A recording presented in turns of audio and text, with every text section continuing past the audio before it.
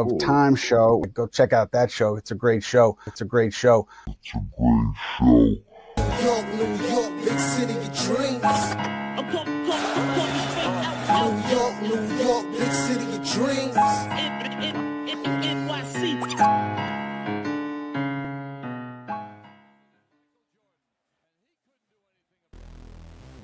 Move.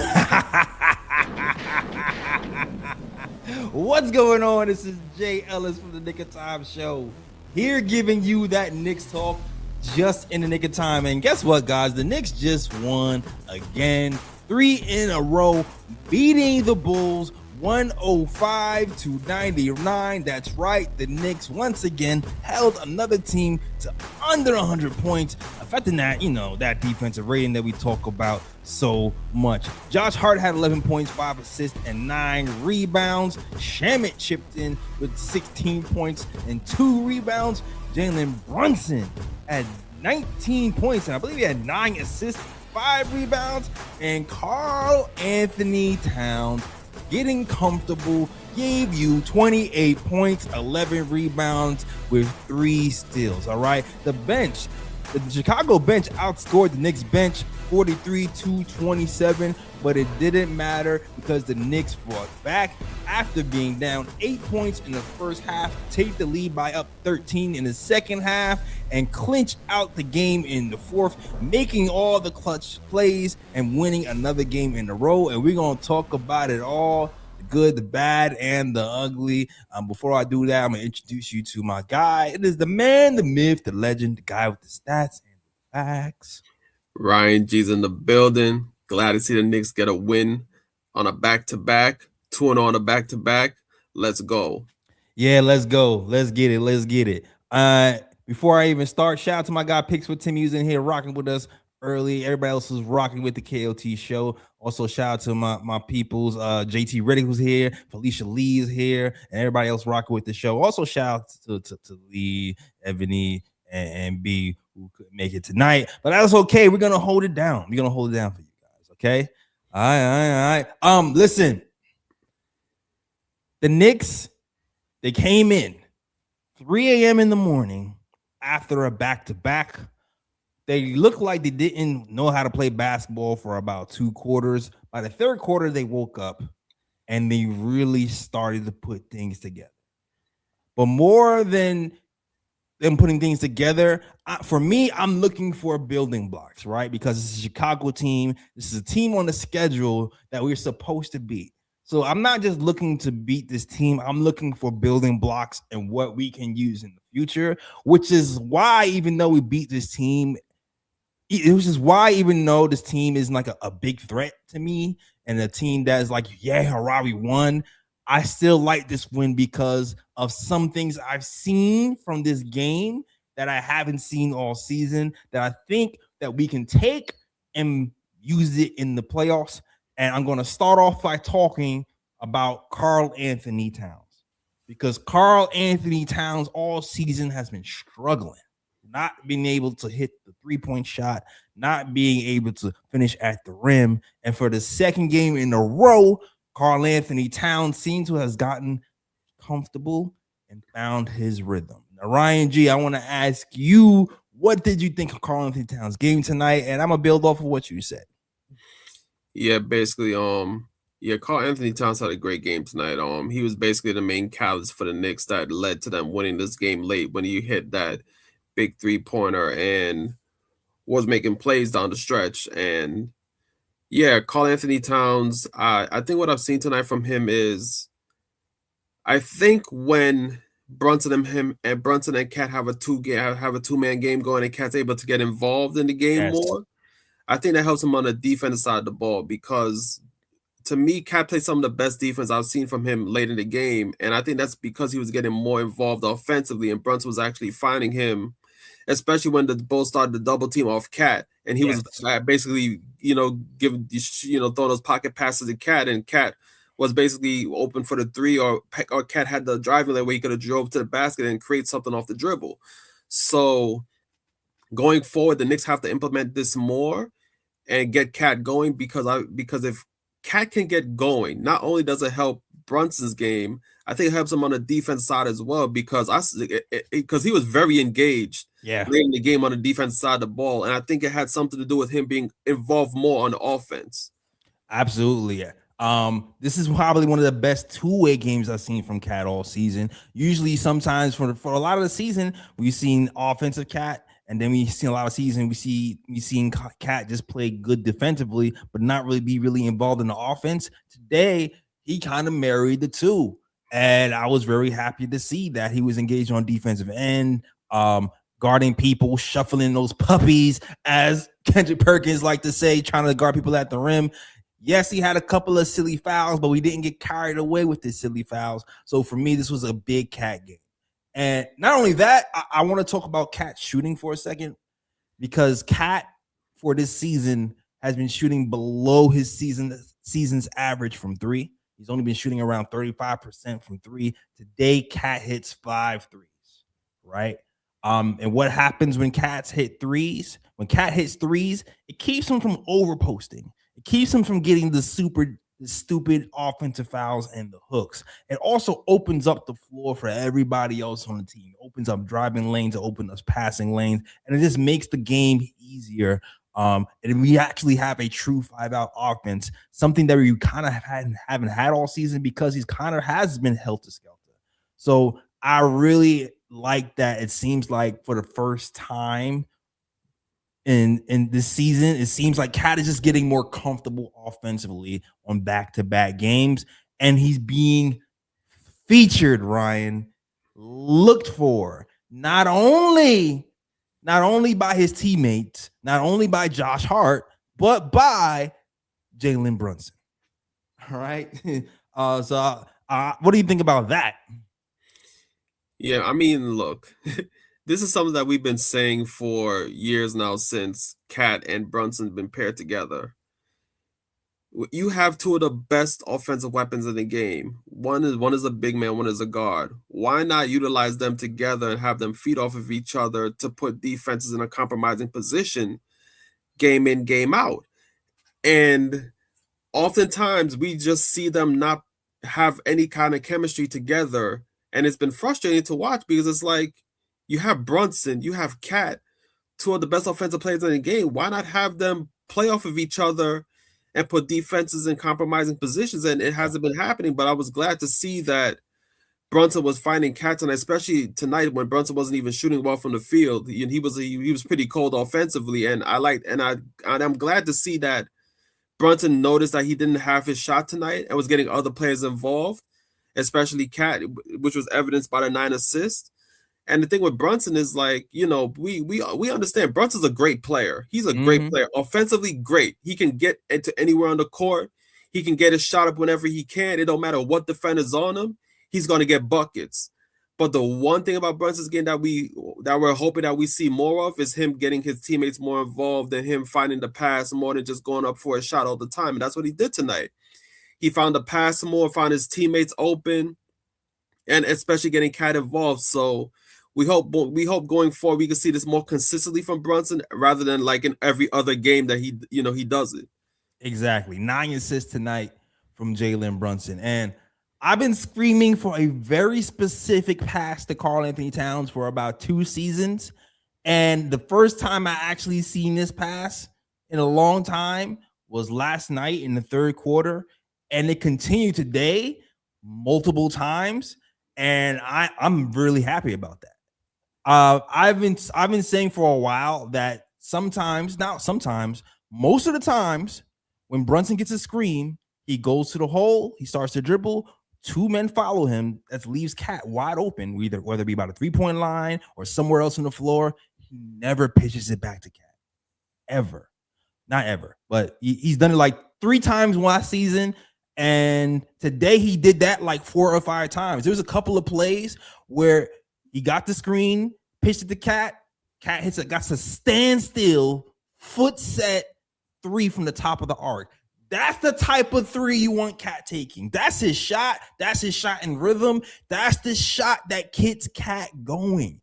And not only that, if Cat gets that shot going, it unlocks Jalen Brunson. It unlocks passing lanes. It unlocks Cat's driving ability. So simple plays like that are what I need from Jalen Brunson more to take him from superstar to super duper star, because I do feel like, yes, the defense is going to be the reason why we win some games, but also unlocking the Cat and Brunson two-man game is going to be essential for us to win the chip. And that's why I like this win today, even though it was against a lowly Bulls team.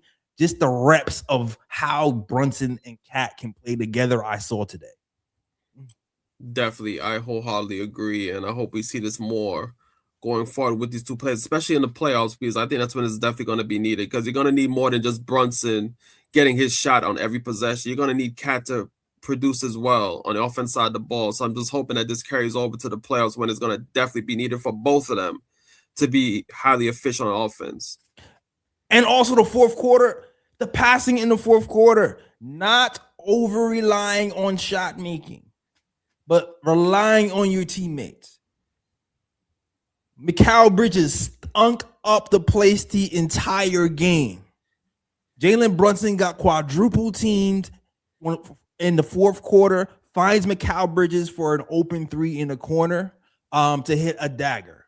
That's the type of leadership, that's the type of passing that you want to read throughout the game. You want to read the moments. You don't want to just be like, I missed this shot, I see the floater, I'm going to just take the floater. No, get your man the open shot.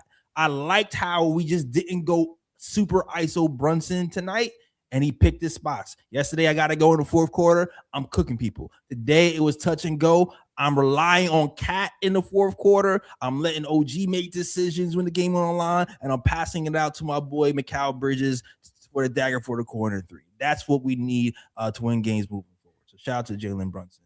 And the decision making. 9 assists. You want to say something? My bad. No, I was just agreeing. Yeah, and we needed that. And we needed that. And also, by all intents and purposes, Ryan, we should have lost this game. Because the Bulls, when you look at the stats, they had more points off of turnovers. I think it was like 21. Yeah, 21-12. 21-12. The bench points, 43 to like 27. We were dead even, almost a 3-point shot. They hit dead even with the free throw line. So it was like, it seems like we should have lost the game, but our poise and the decision making in the fourth quarter is what really separated us today. And go ahead. Ryan. No, I was just saying that, yeah, that's what separates the good teams from the bad teams, because, I mean, if we're going to be real about it, that fourth quarter was really sloppy on both sides of the ball. Like, there was some sequences where both teams were just like, what the hell are y'all doing out there? Like, people turn over the ball, missing shots, helter-skelter play, and things of that nature. But at the end of the day, what separates from a good team from a bad team is what do you do late game situations, and that's where the Knicks shine tonight. The Knicks are the better team.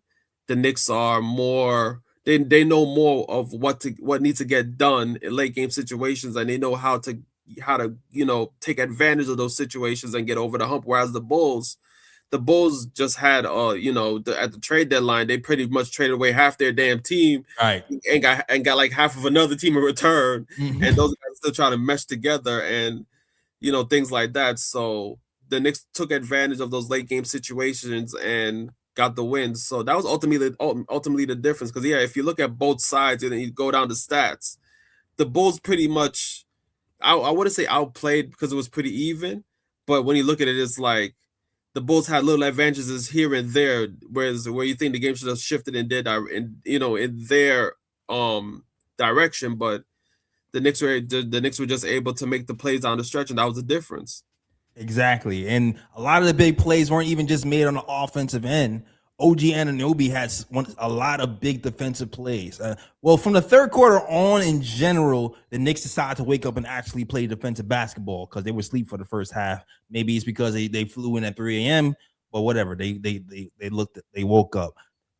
OG Anunoby, Karl Anthony Towns, they all locked in. One of the biggest plays of the game to me was Bulls were trying to make a run, and it was a close game, and OG Anunoby ends up getting a block from behind, and then comes down the other end and gives Karl Anthony Towns like an open 3-point shot. Big plays like that. And we're gonna need that going forward as well. But I also want to talk about Landry Shamet. Because Jalen Brunson has been a big scorer for us, but a lot of times when he can't score, we're looking for Wingstop to kind of make up the difference. And Wingstop hasn't really been super consistent when it comes to the spacing that we need and 3-point shooting that we need. Thank God today we got it from Karl Anthony Towns, so it kind of litigated the fact that they weren't really hitting the threes like we wanted them to. But our most consistent 3-point shooter when they haven't been in the game has been Landry Shamet, who played 23 minutes today and had 16 points. He's a guy who kind of gives us a little bit more breathing room, and he's usually going to hit a big clutch shot in the fourth quarter at least once. And I think he did a good job once again, trying to spreading the floor for us when we needed it, and because we couldn't get everything from Jalen Brunson today. Yeah, man. Shamet this season has been a revelation so far because not only does he play good defense off the bench, but his 3-point shooting has been superb this season. And when Knicks need points off the wings, like you said, when OG not scoring, when Mikhal's not scoring, it seems like Shamet is coming into games and picking up the slack. And what I like about it too is that not only is he picking up the slack, but his teammates are finding him as well. The teammate, his teammates are making sure that when Shamet's in the game, they're looking for him at the 3-point line because they know that his shot is water. He's gonna more than likely make the three. And also on top of that, I also like the fact that Shamet isn't just, although he took 9 shots tonight and 8 of those are 3-point shots, but he did see that one opportunity where it's like, you know what? I have the 3-point shot, but there's an open lane to the basket. He drove to the basket and got the layup. So I also like that about his game as well. Like if he does see the lane open, he'll also drive to the basket and try to get an easier shot. So Sham has been excellent as of late, defensively, offensively, and knocking down the 3-point shot. Yeah, it's crazy how he just makes himself available. It's interesting, and I know Mikhal had a really rough game today. At one point, I wanted to throw my TV because I'm just like, what are you doing? I mean, look, he's missing shots. I get it. I'm just wondering what happened to the Mikal Bridges I love. What happened to the corner sniper that's been your calling card for years to come? But not only that, it's like within the flow of the game, he doesn't seem to make himself available like Shamet does. Like Mikal Bridges played 30 minutes today, and Landry Shamet played 23 minutes. But somehow Mikal Bridges only took one more shot than Landry Shamet. And I think it's because of how hard that Landry Shamet runs to the open spot and makes himself available for passes, while Mikal just kind of in the corner. He doesn't. I feel like he doesn't have a lot of force in his game. Now, granted, he made a big shot. Mikal had a big shot at the end of the game, so I'm happy he made the big shot. But I feel like I want Mikal to kind of read the game more like Shamet and make him force himself to be available. And even the way Shamet finishes, man, Shamet shoots that. If he shot fakes, he goes to the hole and he's not shying away from contact. So it's interesting because Mikal has like the mechanics of a guy who can be a 1A. He has the length, he has the shot making, but it's like there's like Shamet has this basketball intelligence. It's like an intangible. He has this basketball intelligence where he just knows where to be on the floor to get open and how and where to be in the eyesight for guys to find him. And I feel like that's kind of been what's been missing. Even OG Anunoby, like when OG Anunoby has it going, for some reason he finds way to be available to get the ball. So it's something really minute that you really don't think about when you're watching a game, but Mikal has to have some of that. Like, how do I make myself available for the pass so I can impact the game without just standing in the corner? No, I definitely agree. I think with OG, that's the one thing you can say about his game. Like OG plays the game aggressively, especially when he has it going on the offense side of the ball. Like he will call for the ball, make drives to the basket, use bully ball, get to the basket, finish at the rim and shoot the 3-point shot as well. And Shamet, I think Shamet does have a bit better off ball movement to get himself open as well. The thing with Bridges is that, and I think what hurts Bridges a lot is the lack of aggression to his game at times, because with Bridges is more so he like picks and chooses a bit as to like when he'll, you know, want the ball or try to get himself over for the ball, and then other times he'll just be passive and like stay in the corner or whatever the case may be. Like tonight, for example, yeah, he wasn't really making himself available to get the ball, but there were certain situations like I think one play in the game where Brunson was driving to the basket and he like ran baseline open for the three, and Brunson was able to find him and he knocked in the open three from the corner. Like, Right.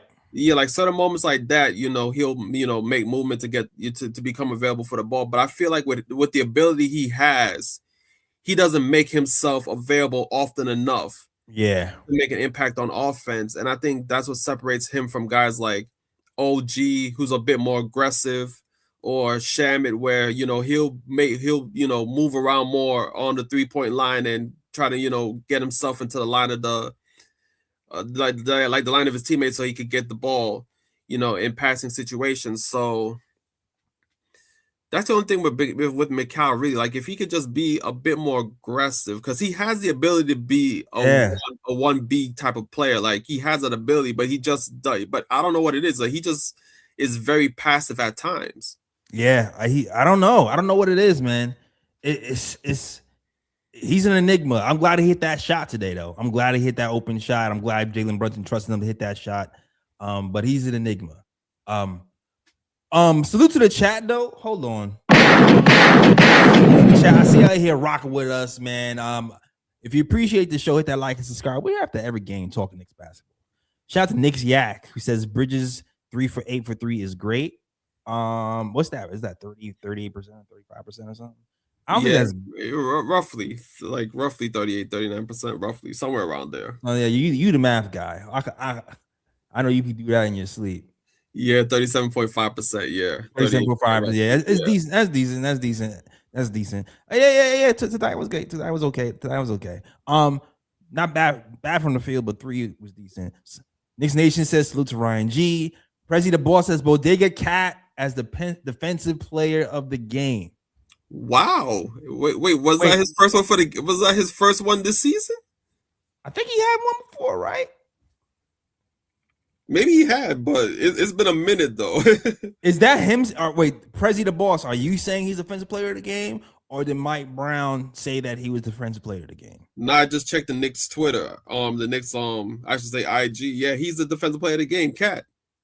Listen, it could have easily gone to OG as well, because OG made a lot of big plays. But I believe as a coach sometimes to motivate your players, if it's close or if you notice a guy's putting more effort than usual or even turning it up, you got to reward him to let him know that I see what you're doing. So and to be fair, for the last 2 games, Karl-Anthony Towns has been really good defensively, shuffling his feet on defense, challenging shots, hustling. I really liked his activity level.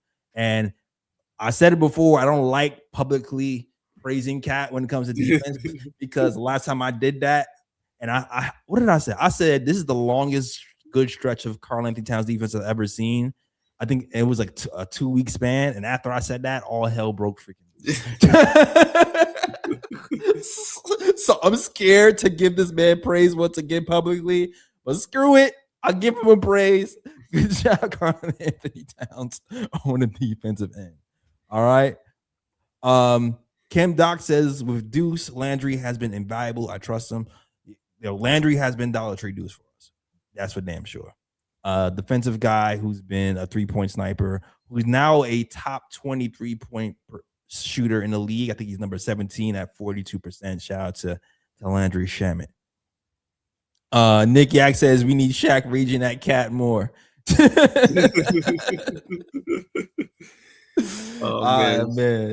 Shaq's the big man whisperer. Like, he's always trying to get the big men going. And yeah, I guess something clicked in Cat this game. Right, exactly. And you know what I liked about this game? We get some a little bit of breathing room because The Cavs just lost to OKC. And we need a little bit of separation because the last time I looked, it was kind of like a 3-way tie for like third or something like that. So Yeah, I it's like, close. Yeah, yeah, we're like one game ahead of the Cavaliers, and we're like one game behind the Celtics with the 2 spots. So it's getting kind of tight. exactly. And to be honest with you, I want to get the second seed. All right, I Definitely. want to get the second seed because I just want to avoid all helter skelter to guarantee the death match we deserve in the finals. All right, in the Eastern Conference Finals with the Pistons. All right, that's what I want to see. All right. Let's get it. Who else did I want to talk about today? I actually want to talk about. We talked about a lot of the big subjects for you guys who kind of came late. We talked about Karl-Anthony Towns. We talked about Jalen Brunson and Karl-Anthony Towns' 2-man game that seems to be evolving before our eyes. So if you missed that conversation, you might want to rewind it and check that conversation out. But I also want to talk about the rotation because there's been a debate about Sohan versus the Awara. Mike Brown has kind of alluded to the fact that he's going to give Sohan more of a look today against a Bulls team, a team who's supposedly not supposed to be that good. This is a good chance to give him a look. Sohan played in 11 minutes and 23 seconds today. Was a -10 though. What did you think about Sohan's minutes today and his projection with the Knicks moving forward? Well, I'm not going to be too hard on Sohan just because he's new to the team, and it's going to be an adjustment period. You can't really expect him to just, all of a sudden just make an impact ASAP. He had his moments like for example in that Detroit game where Kate was going off and he had a couple of stops on him and things like that. So I think he that's where he shows his value. But I just think it's tough for Mike Brown because you have somebody already on your bench in Diawara where he's been getting minutes, he's been growing, he's been playing good defensively, offensively he's knocking down the 3-point shot. He seems like he's growing into his own. But then at the same time, you bring in Sohan, who's a former lottery pick. Mm-hmm. He played on on a good Spurs team, and unfortunately he was out of the rotation because the Spurs are just stacked. And he comes to the Knicks now, and you know that Sohan is just as good of a defender, and that he's a guy that you could put on opposing team's best players, and he's able to slow them down.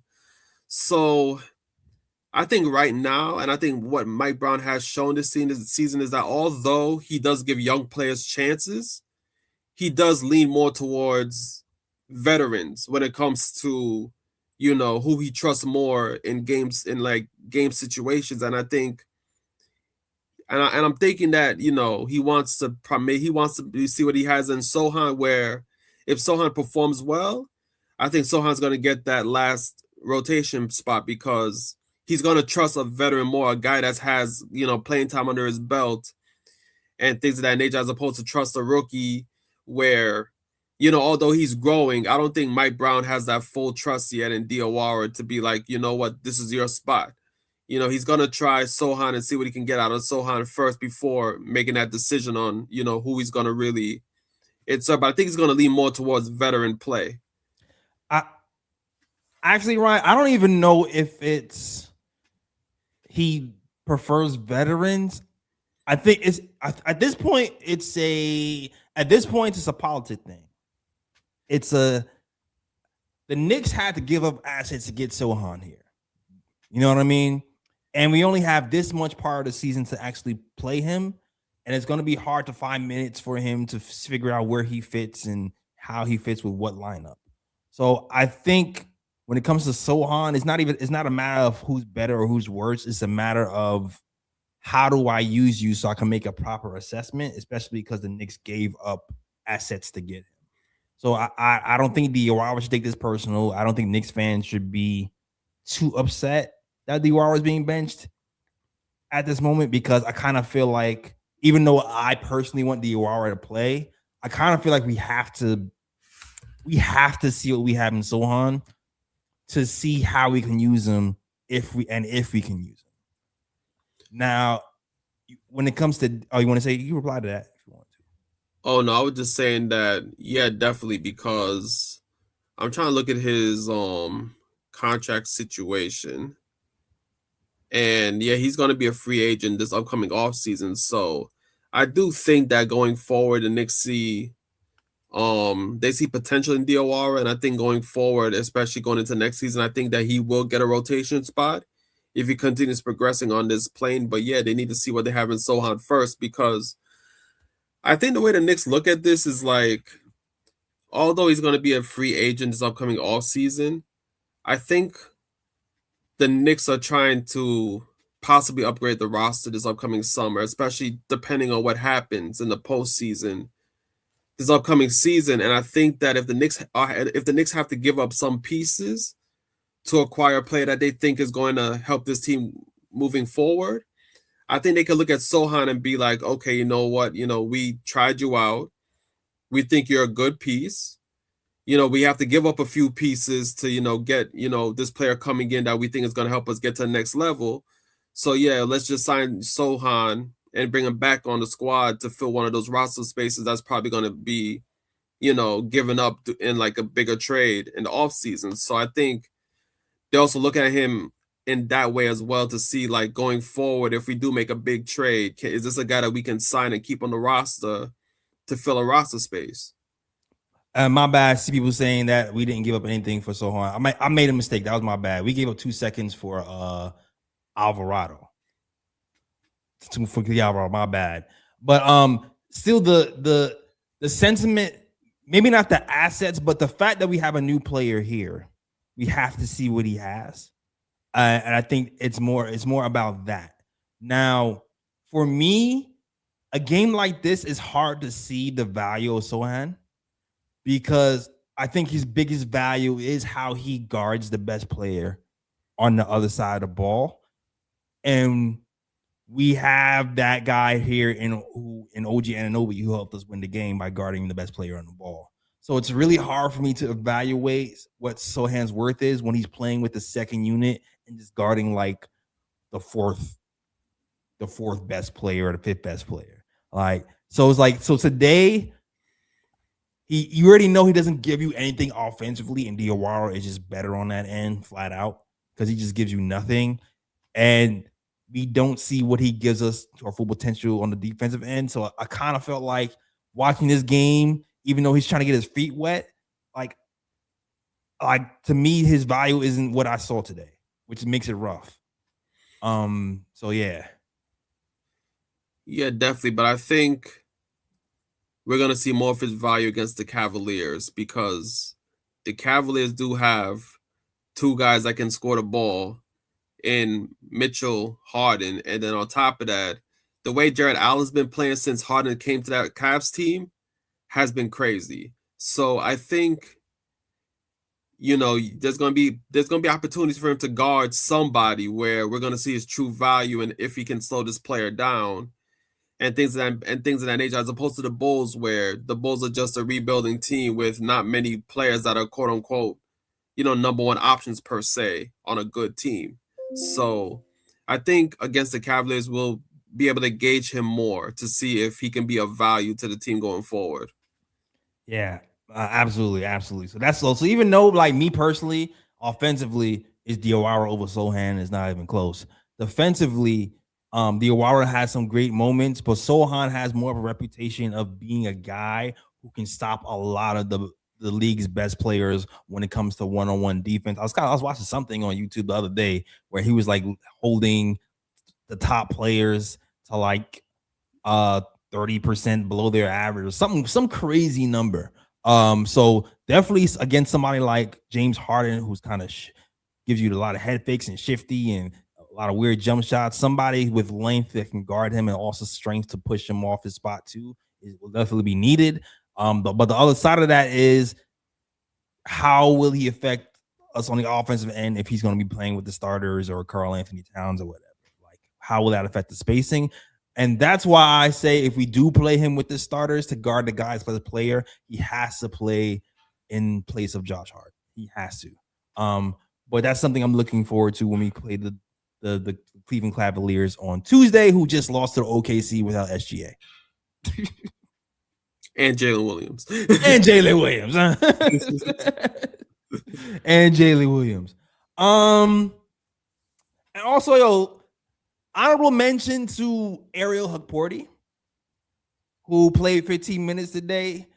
He kind of made a clumsy pass at the end that was bad in the clutch, but I do feel like, especially in that first half, he got a lot of big rebounds for us and a couple of good blocks. I just like his energy level and the motor that he played with.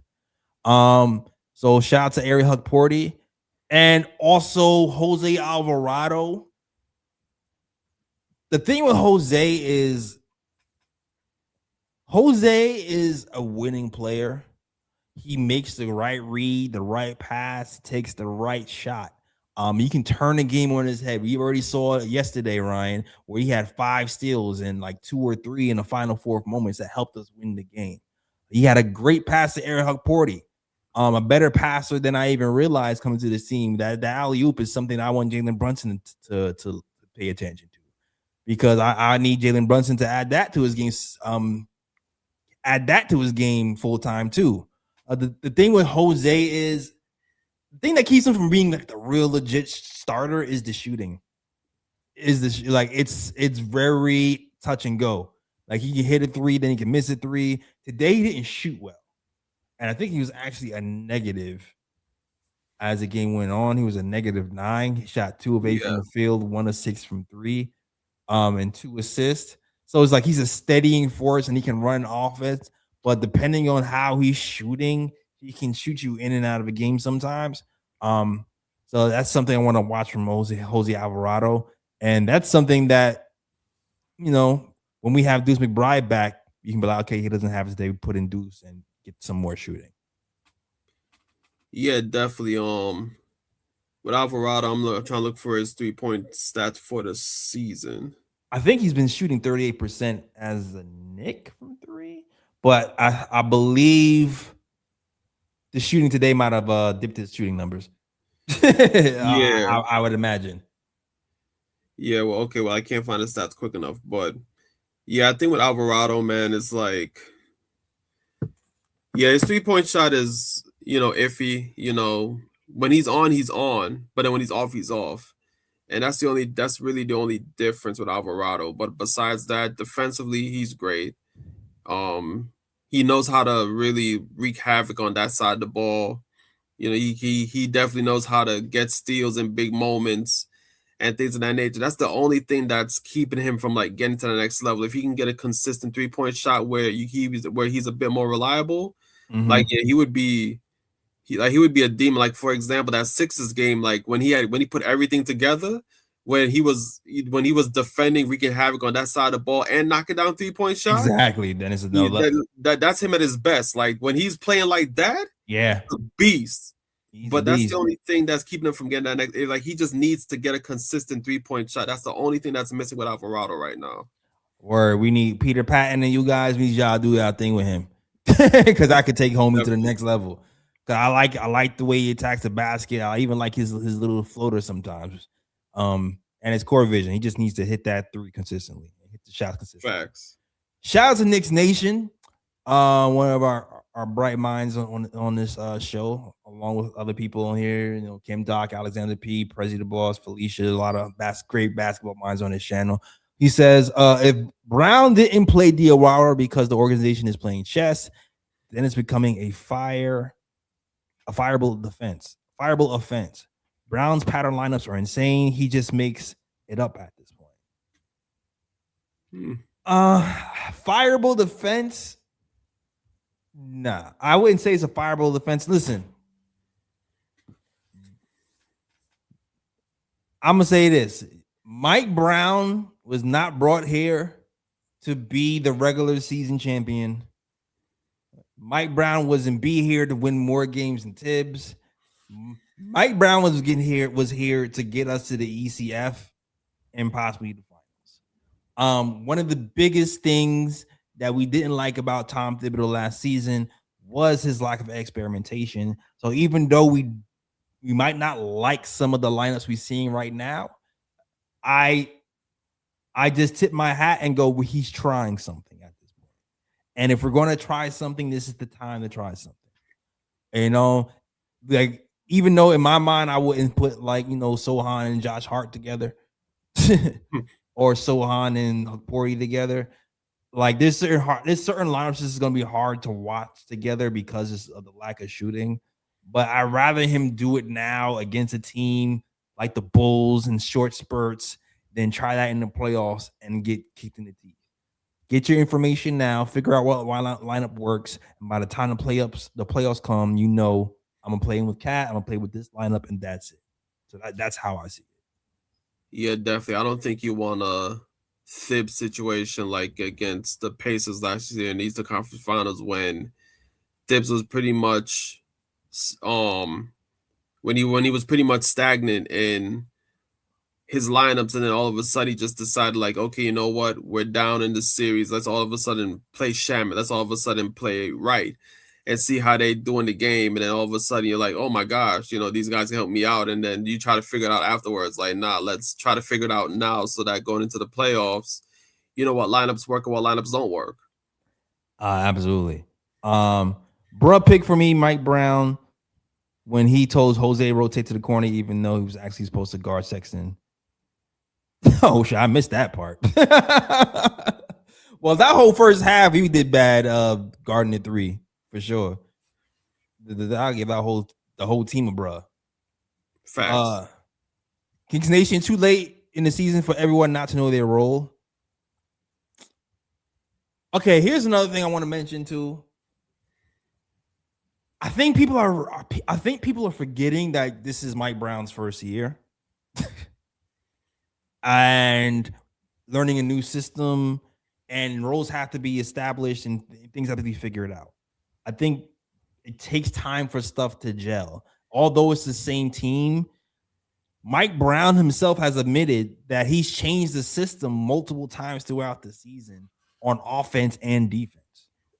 So although ideally he has, and I want this person to be that role, this person to be that role, this person to play that role, I feel like it's just taking time for all the pieces to get into place. And of course, when you trade for another player like Sohan in the middle of the season, now you have to implement him too. That doesn't just magically happen. And for every team that's traded for a player at the deadline, they're going to go through the same thing. So it's not just a Mike Brown thing. That's like an NBA thing. Yeah, definitely. You're gonna have players where they just get it. Like you bring them into the team, and all of a sudden they just mesh immediately, and you just see them on go. Kind of like when Josh Hart was traded for a few years ago. Like when Josh Hart was traded, that's when he got inserted into the lineup. Inserted on the bench. All of a sudden, you just on go. Like he just meshed immediately. Whereas other players, it's going to take a bit of time for them to get adjusted to the system, and you see what you really have in them and how they, and how they're going to play within the system. So. Every player is different. Not every player is going to hit the ball rolling, when they get traded to a team. Some players, it takes time. Right. And you say, I don't think the newcomers should save us. I don't think playing 11 minutes a game is actually saving us. I think he's just like, he's finding ways to use him like he should. He's finding ways to use him like he should. But obviously adding another defender to guard on your best player, on another team's best player for spurts would help us, especially if OG is getting cooked or McCall's getting put. Then you say, okay, we'll see what you can do. But he's not going to be the first option over OG.